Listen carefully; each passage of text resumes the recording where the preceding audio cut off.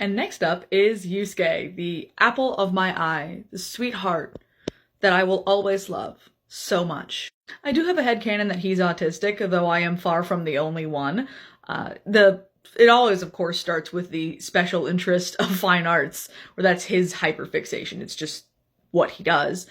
And the struggle with social customs, obviously something that's really big for him, and just part of who he is, and honestly part of his charm.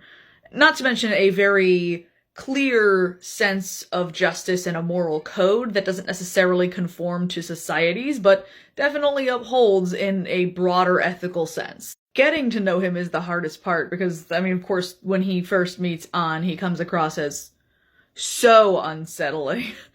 And honestly, I love Ryuji in reference to the player and getting to know Yusuke because it kind of works. Like, when he first shows up, Ryuji's like, who is this guy? I hate this guy. And then by the time Yusuke's mentioning, like, we said we needed to keep to ourselves, but I don't really talk to anyone, so it's not gonna be hard for me. Then Ryuji's like, hey, you wanna hang out this weekend or something? Are you lonely? I'm here to help you. Like, he's just a good person. You just have to love Yusuke.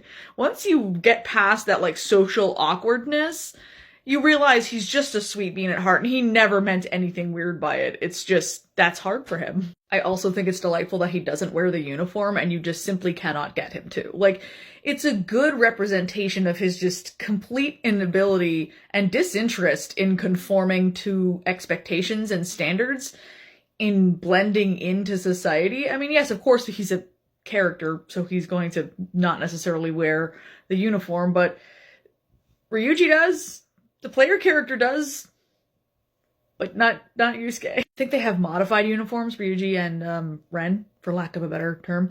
But still, point is, Yusuke doesn't wear one at all. He is so committed to his aesthetic that this is what he's doing, and you're just gonna run with it. It's not like it's an ugly outfit or it's an offensive outfit or something. It's just not the uniform and you can't get him to wear it. And I think that really reflects the story of Persona 5 really well. And I think it was also important to see that someone so spirited and so determined to be themselves could also blame themselves for the abuse that they suffered. I mean, that's a natural yet difficult part of the process of getting away from an abusive person.